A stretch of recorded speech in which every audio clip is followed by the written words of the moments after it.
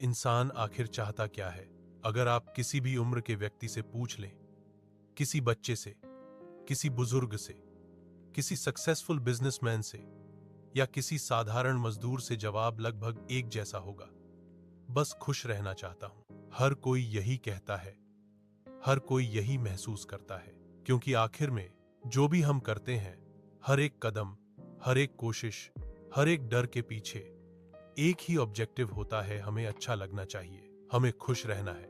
कोई पैसा कमाता है ताकि उसे सिक्योरिटी मिले, कोई रिस्पेक्ट के पीछे भागता है ताकि उसे वैलिडेशन मिले, कोई प्यार ढूंढता है ताकि उसे बिलोंगिंग मिले, पर सबके पीछे एक ही सर्च चल रही होती है, हैप्पीनेस।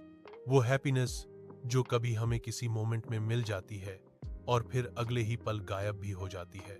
कभी सोचा है हम खुश क्यों होना चाहते हैं? क्योंकि खुशी ही वो इमोशन है जो हर दूसरे इमोशन को न्यूट्रल कर देता है। अगर इंसान खुश है तो उसकी मुश्किल भी मैनेजेबल लगती है, पर अगर वो दुखी है तो छोटी चीज भी बड़ी लगती है।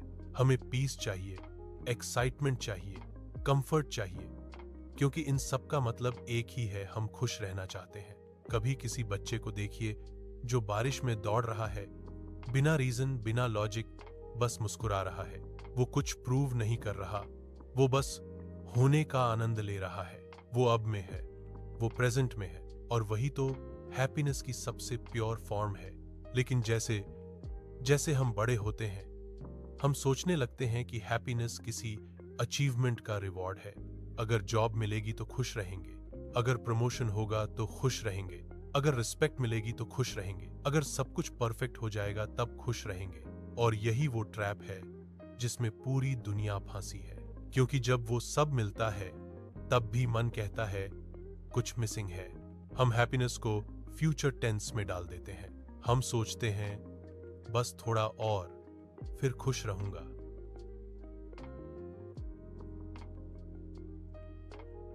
लेकिन वो थोड़ा और कभी खत्म नहीं होता, क्योंकि माइंड की नेचर है वो जो है उसमें नहीं टिकता, जो नहीं है उसमें भागता है। कभी आपने किसी गरीब को गाना गाते देखा है, किसी किसान को बारिश में नाचते देखा है? वो खुश क्यों है? क्योंकि उनकी खुशी किसी कंडीशन पर डिपेंड नहीं करती। वो अप्रिशिएट करते हैं हवा की खुशबू, सूरज की गर्मी, किसी बच्चे की हंसी। वो देख पाते हैं जो हम मिस कर देते हैं, छोटे छोटे मिरेकल्स। हमारी प्रॉब्लम ये है कि हमने हैप्पीनेस को कॉम्प्लिकेशन बना दिया है। हम सोचते हैं हैप्पीनेस कुछ बड़ा अचीव करने से मिलेगी, लेकिन हैप्पीनेस हमेशा छोटे में छुपी होती है। किसी कप ऑफ टी में, किसी जेन्युइन कॉम्प्लीमेंट में, किसी सनसेट में, किसी क्वाइट इवनिंग में। पर हम इतना भागते रहते हैं कि वो मोमेंट्स देख ही नहीं पाते। हमने हैप्पीनेस को सक्सेस से जोड़ दिया है, पर सच्चाई यह है सफलता खुशी नहीं लाती, खुशी सफलता लाती है। क्योंकि जब माइंड काम होता है, क्रिएटिविटी और कॉन्फिडेंस अपने आप फ्लो करते हैं, पर जब माइंड रेस्टलेस होता है तो बड़ी से बड़ी अचीवमेंट भी हॉलो लगती है। खुशी कोई परिणाम नहीं है, खुशी एक आदत है। वो तब आती है जब आप कंपैरिजन छोड़ते हैं, ग्रैटिट्यूड अपनाते हैं, जब आप क्यों नहीं मिला से क्या मिला पर फोकस करना सीख जाते हैं। और यही पहला चरण है आत्म खुशी। हर इंसान को सेल्फ हैप्पीनेस चाहिए, यह स्वाभाविक है, यह बेसिक है। कोई अपने कंफर्ट में खुश है, कोई अपने एम्बिशन में, कोई अपने स्पेस में। हर कोई किसी ना किसी तरह खुद को अच्छा महसूस कराना चाहता है। आत्म खुशी हमें शक्ति देती है, प्रेरणा देती है, पर यह टेम्पररी होती है, जैसे परफ्यूम की खुशबू जो थोड़ी देर रहती है फिर उड़ जाती है। फिर एक दिन इंसान के अंदर एक सवाल उठता है, क्या खुशी सिर्फ खुद के लिए होनी चाहिए? क्या मैं सिर्फ अपने लिए जी रहा हूं?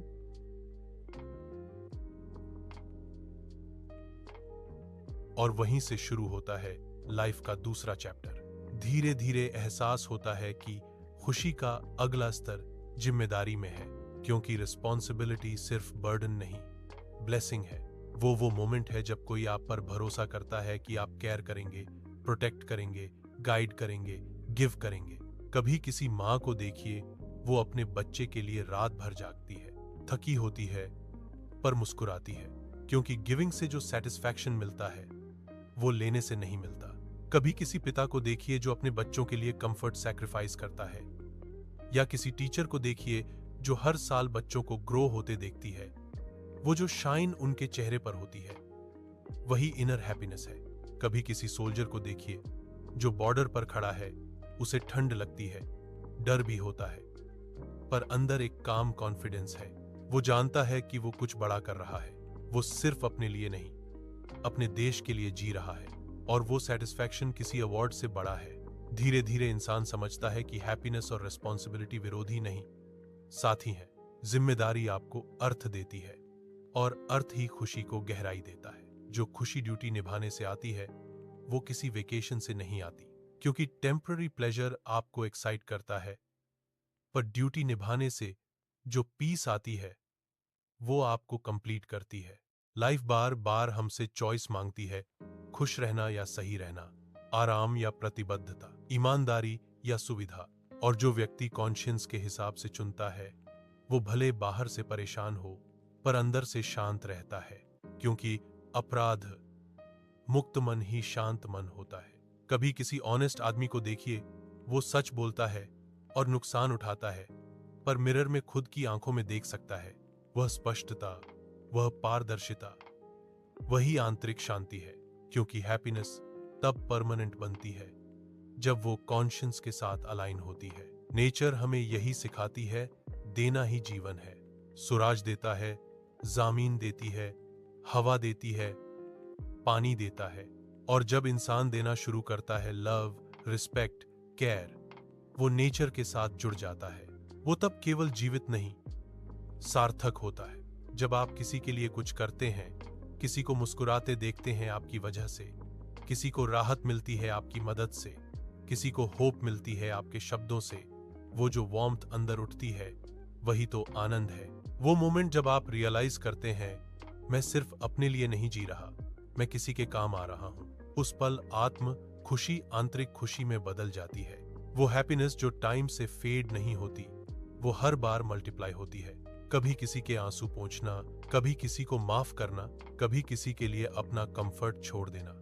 ये सब एक्ट्स छोटे लगते हैं, पर यहीं से असली आनंद जन्म लेता है। सेल्फ हैप्पीनेस कहती है, मुझे अच्छा लगना चाहिए। रिस्पॉन्सिबिलिटी कहती है, किसी और को अच्छा लगना चाहिए। और जब ये दोनों मिल जाते हैं, तो इंसान इवॉल्व हो जाता है।